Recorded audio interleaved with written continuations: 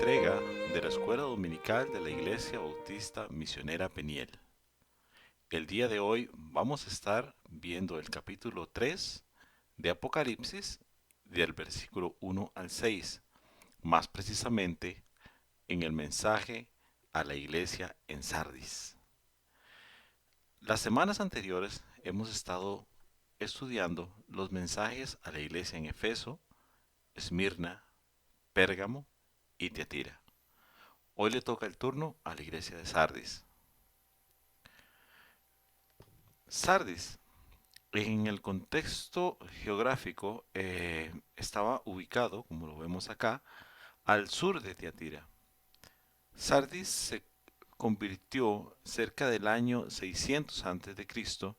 en la capital del reino de Lidia, uno de los principales reinos de Asia Menor. Sardis era el centro de la industria ovejera y por ende el centro del comercio de la lana y de todos sus derivados. Esta era una ciudad muy próspera, donde las personas que vivían, según nos dicen los historiadores, eran personas que estaban bien asentadas porque había mucho trabajo, porque las personas estaban bien remuneradas y había mucha prosperidad en esta ciudad. Esa ciudad era una de las ciudades más grandes, era una metrópolis, era un lugar de comercio y estaba sentada sobre una colina elevada 450 metros sobre los valles que la rodeaban. Esto le permitió a la ciudad de Sardis distinguirse como una ciudad prácticamente impenetrable para sus enemigos, dado que sus guardianes podían ver desde lejos quienes se aproximaban a la ciudad desde mucho antes de que llegaran prácticamente que a la ciudad.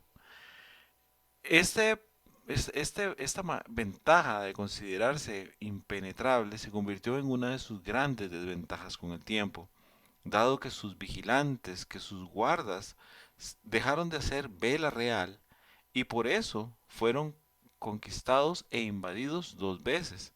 En el 549 a.C., el imperio medo-persa les invadió y en el año 218 a.C., los griegos también los invadieron al comando de Antíoco el Grande. Estos dos eventos fueron eventos de saqueo y destrucción para esa ciudad.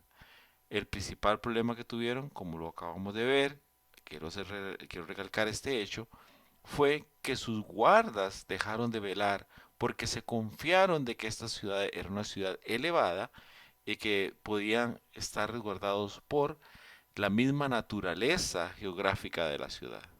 El mensaje a Sardis es uno de los mensajes más impactantes que nosotros podemos ver. Descifrémoslo de esta manera. Los mensajes a las iglesias anteriores habían sido por persecuciones, gente que perseguía a los miembros de las iglesias para matarles, para hacerles la vida imposible. El segundo era donde la gente misma que estaba dentro de la iglesia estaba carcomiéndola y la estaba destruyendo desde dentro. Las otras eran la pérdida de su primer amor, la pérdida de dejar de hacer las primeras obras. La otra era porque habían personas inescrupulosas dentro de la iglesia que por querer hacer las cosas a su manera estaban destruyendo la iglesia.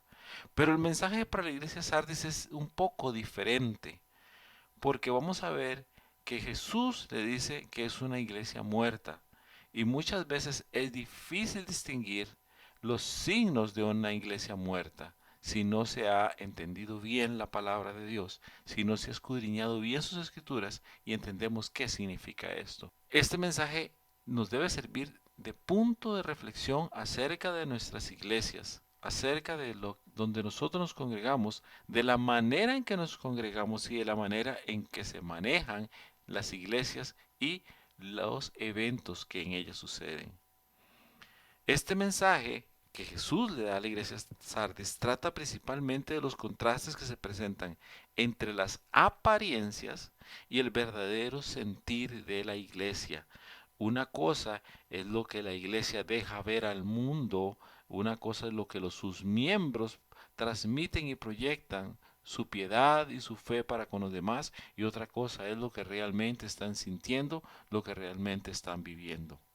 Marcos 13, 33, 37 dice, mirad, velad y orad, porque no sabéis cuándo será el tiempo. Es como el hombre que yendo lejos dejó su casa y dio autoridad a sus siervos, y a cada uno su obra, y al portero mandó que velase. Velad pues, porque no sabéis cuándo vendrá el Señor de la casa, y si al anochecer, o a la medianoche, o al canto del gallo, o a la mañana, para que cuando venga de repente no os halle durmiendo. Y lo que a vosotros digo, a todos le digo, velad. Y es importantísimo esto, porque así como los habitantes de Sardis se sintieron confiados viviendo en esta ciudad tan próspera, tan llena de riquezas y tan llena de comercio, en un sitio elevado, se confiaron de su naturaleza para no ser velantes de lo que estaba sucediendo a su alrededor. Y les tocó vivir dos invasiones y en algún momento la destrucción de su ciudad, porque hoy día son ruinas lo que ahí se encuentran. La iglesia de Sardis por un igual estaba sucediendo lo mismo. Los historiadores nos hablan de iglesia de Sardis porque si la gente en Sardis tenía dinero, quiere decir que los miembros de la iglesia de Sardis eran personas acomodadas en su mayoría, que tenían eran acaudalados o tenían suficiente dinero para vivir bien. Y eso en muchas formas les fue minando y les estaba convirtiendo a su iglesia en una iglesia no conveniente. Veamos ahora la clase. Empecemos en el capítulo 3 y en el versículo 1 que dice, escribe el ángel de la iglesia en Sardis, el que tiene los 7 espíritus de Dios y las 7 estrellas dice esto, yo conozco tus obras y que tienes nombre de que vives y estás muerto. Empecemos desgranando eso porque dice el que tiene los 7 espíritus de Dios. Muchas veces nos referimos a esto en lo que dice Isaías 11:2 que dice, y reposará sobre él el espíritu de Jehová, espíritu de sabiduría y de inteligencia, espíritu de consejo y poder, espíritu de conocimiento y temor de Jehová. Lo importante acá es conocer que Jesús, que es nuestro Señor, tiene a su par la completitud, que el 7 significa completitud, con respecto al Espíritu. Todas sus formas, todos sus conocimientos, todas sus razones de Espíritu las tiene Jesús. Lo mismo sucede con las 7 estrellas. Debemos de entender de que Jesús está entre las estrellas y que entre las estrellas que son los mensajeros de las iglesias. Quiere decir que Jesús está entre las iglesias, conoce sus iglesias, escudriña a sus iglesias y a los miembros de sus iglesias, los entiende, los ve, los mira, sabe sus pensamientos y cuáles son sus obras. Primera de Timoteo 5, 5, 7 nos dice, pues el propósito de este mandamiento es el amor nacido del corazón limpio y de la buena conciencia y de fe no fingida, de las cuales cosas, desviándose algunas, se apartaron a la vana palabrería, queriendo ser doctores de la ley, sin entender ni lo que hablan ni lo que afirman. ¿Qué podemos entender de esto? Vemos acá que la iglesia en Sardis decía que estaba viva, pero por dentro, o lo que realmente le está diciendo Jesús es que están muertos. Quiere decir que se apartan de la verdadera doctrina, se apartan de la verdadera palabra de Dios y empiezan a usar palabrerías y no entienden nada de lo que están diciendo ni cómo lo están diciendo, son simplemente como parlantes que repiten lo que suena una y otra vez. ¿Qué pudo estar pasando en Sardis? Y podemos más o menos, o hacemos una deducción lógica de lo que pasaba en Sardis, viendo mucho de lo que sucede en las iglesias actuales. Obras en lugar de fe convertido en obras.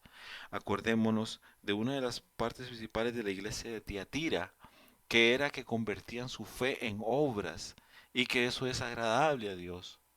Nosotros debemos siempre poner nuestra fe en obras y no lo contrario. Nosotros no somos salvos por obras, somos salvos por gracia. Y una de las situaciones que nosotros podemos ver en las iglesias actuales es este problema. El accionismo, lo que se conoce como accionismo.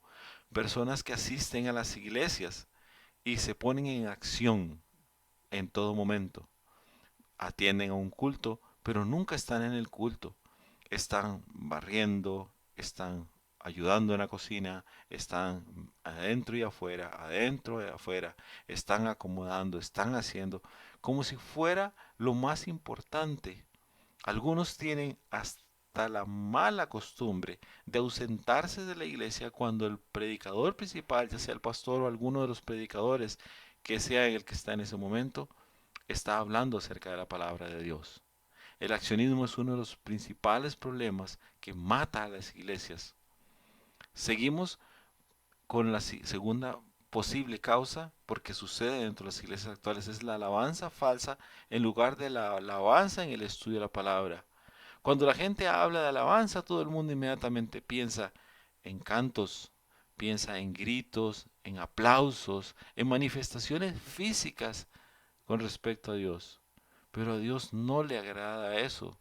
A Dios le agrada que usted le alabe con espíritu y verdad, de corazón que se dé a Él. Si usted está en una iglesia, pues que esté ahí para alabarle. ¿Y cuáles son las formas principales de alabanza? El estudio de la palabra, el entendimiento de la palabra, el compartir la palabra de Dios.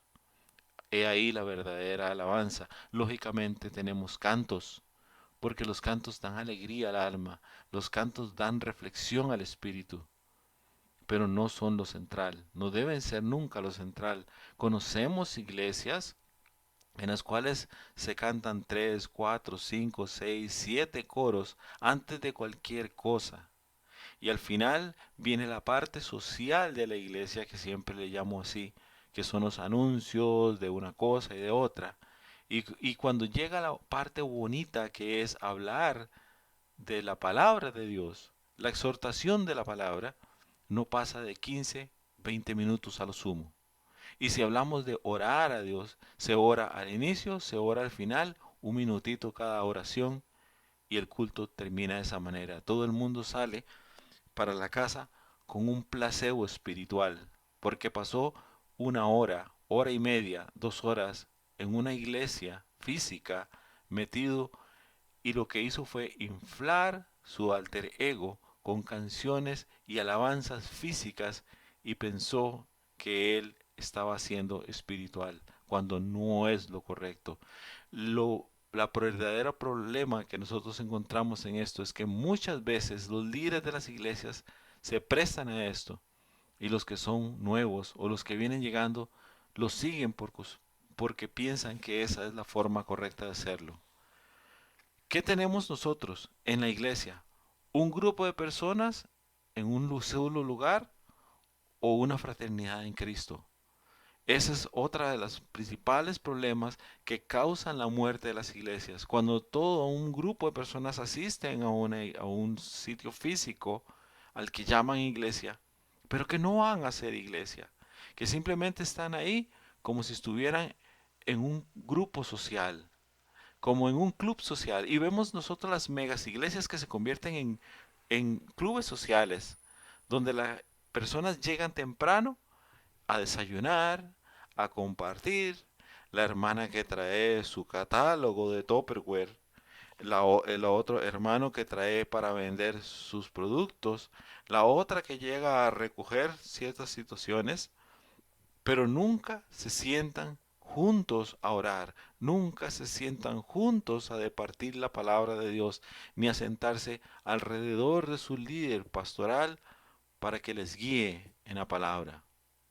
Por último, vemos el problema de lo que es asistir a la iglesia en lugar de sentir la pasión por la iglesia. ¿Por qué vamos a una iglesia? La respuesta de muchos es para que me deje en paz mi esposa, para que me deje en paz mi esposo, porque el pastor me puede regañar si no voy, porque el hermano siempre me lo encuentro en la calle y ya me da vergüenza porque no tengo excusas.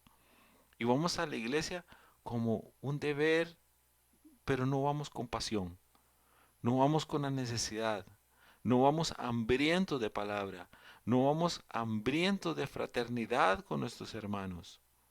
Yo les insto siempre a que nosotros vayamos a la iglesia a hacer iglesia, porque la iglesia no es un edificio, la iglesia es un grupo de hermanos que juntos en el amor de Cristo crecen espiritualmente.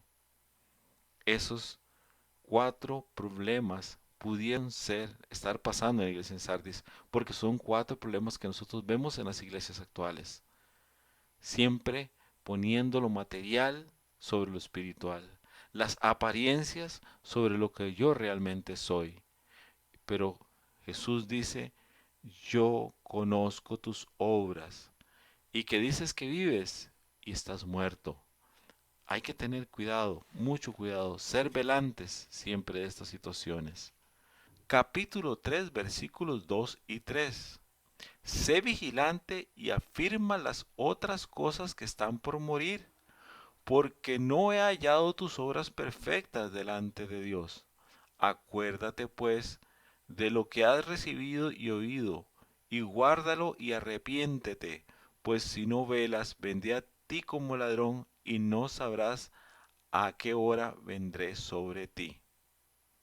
La iglesia en Sardis, como ya hemos visto, no presentaba problemas de persecución, ni un problema fuerte dentro de sí. El problema que tenía era de vitalidad.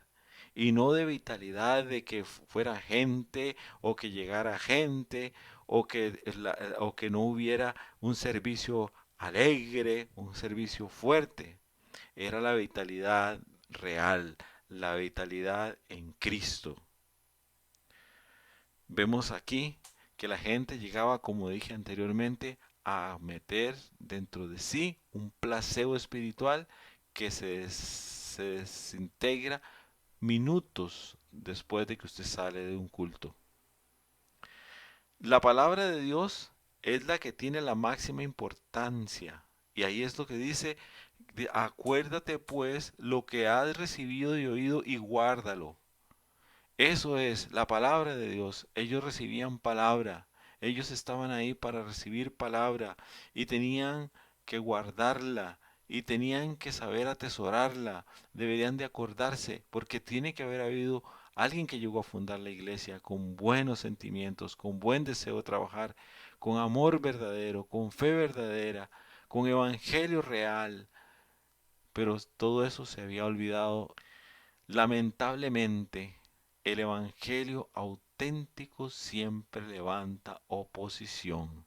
Y eso es algo que siempre se verá en todas las iglesias de nuestro Señor Jesucristo. Cuando se predica el evangelio auténtico, siempre va a haber oposición. Hemos, lo he dicho muchas veces en las clases mías, que cuando hablamos del Evangelio de la prosperidad, cuando hablamos del Evangelio de que Cristo nos ama, que Cristo nos da, que Cristo está para nosotros, ese día le decimos al pastor que su prédica fue preciosa, que fue buena, pero cuando el pastor o el predicador nos pone el dedo en la llaga diciéndonos estamos mal en una cosa, estamos mal en la otra, inmediatamente la gente no le gusta, se siente ofendida, se siente acorralada, porque siempre el evangelio auténtico va a causar oposición. Y es que por eso es que muchas iglesias, como la iglesia en Sardis, desarrollan programas sociales con mucho entretenimiento. Es como endulzar una píldora. Si no se la come de una manera, la endulzamos. Es como cuando usted le tiene que dar una píldora o una pastilla a un perrito, usted se la envuelve en su carnita. Pero lo que está sucediendo con estas iglesias es que no están haciéndolo de la manera correcta, porque lo más importante está siempre metido entre otras cosas y se va diluyendo y se va diluyendo y se va diluyendo hasta el punto de que deja de ser el eje central. ¿Cómo estuvo el culto del día de hoy? Preguntan algunos. Precioso. Cantamos los mejores himnos.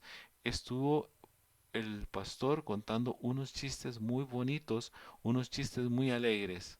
Nos pusimos de acuerdo de cómo iba a ser la siguiente celebración de lo que venga, si es Navidad, Día de la Madre, la familia. Pero ¿qué pasó con la palabra? ¿Qué pasó con la prédica? Muchos salen de la iglesia y ni siquiera se acuerdan de qué fue el tema central de la prédica. Por eso es que las iglesias, para no perder miembros, crean programas sociales, crean entretenimientos para que no la gente no se sienta acorralada ni disminuida. Pero lo que están haciendo es poniendo la palabra de Dios y su santo evangelio lejos de lo que debe ser, que es el mismo centro de la iglesia. Dice aquí que es un parte de el libro de la escuelita dominical que dice, el mirarnos a nosotros mismos con honestidad a menudo puede ser un despertar doloroso. A muchos no les gusta que esto suceda. Muchos no nos gusta que nos pongan un espejo de frente para mirarnos. Muchos no queremos que nos hablen de estas cosas, mucho menos desde un púlpito o en la iglesia donde nosotros llegamos a llenarnos de espiritualidad.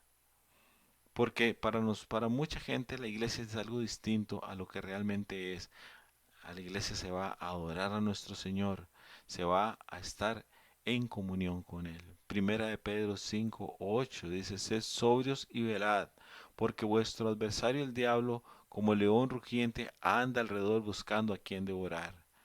Y si nuestra iglesia, y si los miembros de la iglesia no ponen a Cristo en el centro, no ponen el Santo Evangelio, el único que existe, como su norma básica y más fuerte, si no existe una verdadera comunión entre hermanos, una fraternidad entre hermanos, va a haber muchos débiles y la misma iglesia va a ser débil y va a ser consumida o va a ser atacada o va a ser destruida fácilmente por el enemigo.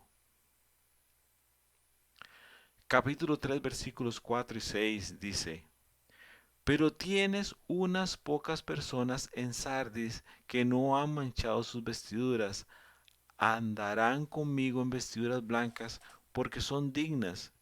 El que venciere será vestido de vestiduras blancas, y no borraré su nombre del libro de la vida, y confesaré su nombre delante de mi Padre y delante de sus ángeles. El que tiene oído, oiga lo que el Espíritu dice a las iglesias. Vemos que aunque esta iglesia estaba dando todos los síntomas de una iglesia muerta, habían personas ahí que realmente seguían sintiendo esa fe, esa pasión por Cristo, esa pasión por la palabra, esa pasión por las almas que muchos no logramos desarrollar siquiera. Pero habían personas que sí, ahí en Sardis, que sí estaban a eso. Colosenses 3, 10, 11 dice, y revestido de nuevo, el cual conforme a la imagen del que lo creó, se va renovando hasta el conocimiento pleno, donde no hay griego ni judío, circuncisión ni incircuncisión, bárbaro ni escita, siervo ni libre, sino que Cristo es el todo y en todos. Sí, quiere decir que cuando nos habla y nos dice, ajá, que no han manchado sus vestiduras, quiere decir que fueron personas que se habían convertido a Cristo, que habían llegado a los pies de Dios por medio de Cristo y fueron dadas a ellos vestiduras blancas y no las habían manchado. Algo que tenemos que tener siempre conscientes en esto. No es que no pecaran, ellos pecaban. La clave de esto está aquí en el versículo anterior, donde dice, guárdalo y arrepiéntete. A eso estamos llamados. Sí pecamos, pero debemos de arrepentirnos. Sí cometemos errores, pero debemos de arrepentirnos. Y arrepentirse no es simplemente llegar y decir, perdón Señor, es sentirlo en el corazón y lo más importante, no volverlo a hacer nunca más. Porque Jesús está diciendo que hay personas que no han manchado sus vestiduras, quiere decir que aunque pecaren, se arrepienten y vuelven a Él inmediatamente y están en comunión con Dios. Estas personas siguen portando una vestidura blanca. Y Él les está diciendo que andarán con Él en vestiduras blancas. ¿Sí? Apocalipsis 7, 13, 14 dice, entonces uno de los ancianos habló diciendo, estos que están vestidos de ropas blancas, ¿quiénes son y de dónde han venido? Yo le dije, Señor, tú lo sabes. Y él me dijo, estos son los que han salido de la gran tribulación y han lavado sus ropas y las han emblanquecido en la sangre del Cordero. ¿Qué es lo que queremos entender de esto? Quiere decir que cualquiera de las fuentes, para poder tener una vestidura blanca, para poder portarla, para poder tenerla ese día especial, o esos tiempos especiales, o esa eternidad especial, debemos lavarla en la sangre del Cordero. Quiere decir que otra vez somos llamados al arrepentimiento, al estar en los pies de Cristo, al estar en concordancia con su vida y con sus mandamientos. ¿Y cuál es la recompensa de esto? Además de tener un vestido blanco que demuestre de que usted realmente fue un hombre de fe, un hombre que siempre quiso crecer espiritualmente, un hombre que respetó el santo evangelio y la sana doctrina, un hombre que siempre puso a Cristo en el centro de su iglesia, que siempre puso a Cristo en el centro de su vida misma y que ya no vivía esa persona, sino que vivía Cristo a través de él. Pues aquí está la recompensa. Dice, y no borraré su nombre del libro de la vida, y confesaré su nombre delante de mi Padre y delante de sus ángeles. Quiere decir que esa persona que realmente fue salva, que realmente se convirtió a Cristo verdaderamente, con fe, su nombre estará escrito de una y para siempre en el libro de la vida. Eso no se puede borrar, no se puede quitar, porque la salvación es una y es dada por gracia. Así que no podemos perderlas por obras. Lo que Cristo nos está diciendo es arrepiéntese, arrepiéntase, arrepiéntase, no haga más eso. Y porque ¿qué es lo que vamos a tener? Dice aquí que yo confesaré su nombre delante de mi Padre y delante de sus ángeles.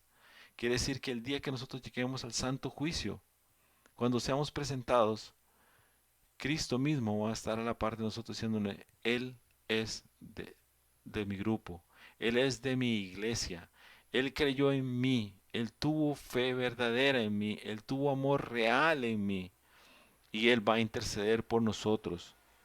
Y en todos los pecados y todo lo que hayamos hecho no va a tener ninguna importancia. Lo que va a importar es su fe, su amor por Cristo, su comunión con Cristo y con el Padre. Colosenses 3, 14 dice, y sobre todas estas cosas vestidos de amor, que es el vínculo perfecto.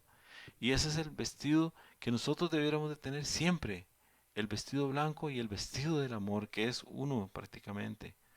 Porque es el vínculo perfecto. ¿Y el vínculo perfecto con qué puede pensar usted? El vínculo perfecto con Cristo. El vínculo perfecto con Dios. Porque el único amor que vale la pena es el amor de Dios. Porque es el amor más grande y es el amor que llena tu corazón.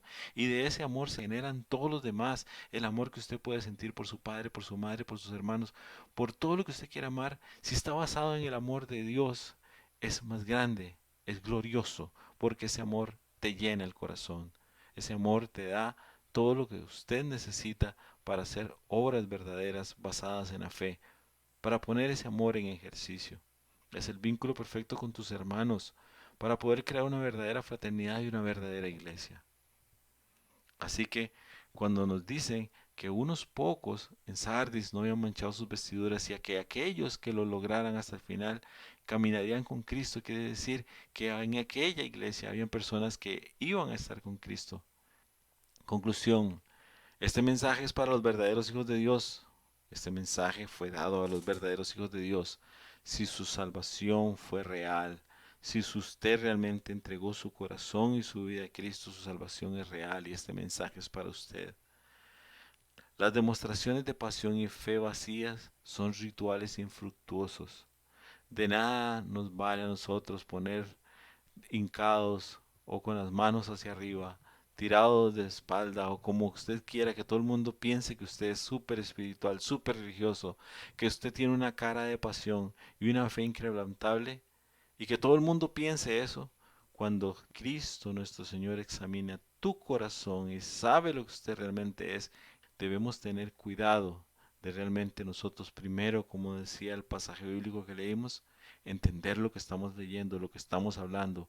Muchas veces a mí me duele me llama mucho poderosamente la atención que hay gente que canta coros, y vuelvo con esto de los coros, que los canta y no sabe ni siquiera qué dice la letra, simplemente los cantó por cantarlos. Ser miembro de una iglesia y hacer obras maravillosas no sirven de nada si no están fundamentados en el verdadero amor de Dios, ¿sí? En el verdadero vínculo que nosotros debiéramos de tener con Dios, que es su amor. Nosotros podemos llegar a una iglesia y matarnos por esa iglesia, hacer miles de obras bonitas, pero lo que Dios quiere de ustedes es que usted vaya a la iglesia a adorarle, a amarle, a servirle a Él. Efesios 5:21 dice, someteos los unos a los otros en el temor de Dios. Y así se hace iglesia, porque para Dios todos somos iguales. No existe uno más grande que el otro. Y las iglesias en donde tenemos súper espirituales, en las iglesias donde el que tiene más dinero es el que mejor se ve o al que mejor ven los otros. Porque de los que están ahí y se sienten jueces, juzgan y quebrantan la misma iglesia. Eso no es iglesia, porque no se someten a los otros. Los verdaderos hijos de Dios se someten los unos a los otros.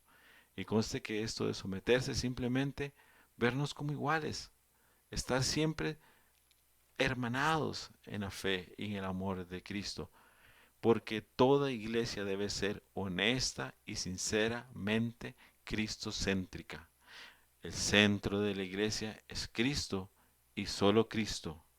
La iglesia es el cuerpo de Cristo y Cristo en la cabeza. Cuando Cristo deja de ser lo más importante en una iglesia, la cabeza de una iglesia, esa iglesia empieza a morir y se va muriendo y se va muriendo. Nosotros tenemos que estar velantes porque no sabemos cuándo nuestro Señor vendrá y de la forma en que vaya a venir. Y no queremos ver a nuestra iglesia que le pase lo mismo que sucedía en Sardis o que sucedió en Sardis, que se destruya la iglesia porque no fuimos velantes, porque no tuvimos verdadera fe y verdadero amor por la iglesia, no tuvimos verdadera fe, no tuvimos verdadero amor por Cristo, no tuvimos una verdadera comunión con Dios. Esto es todo por el día de hoy. Los espero en la siguiente entrega. Dios les bendiga.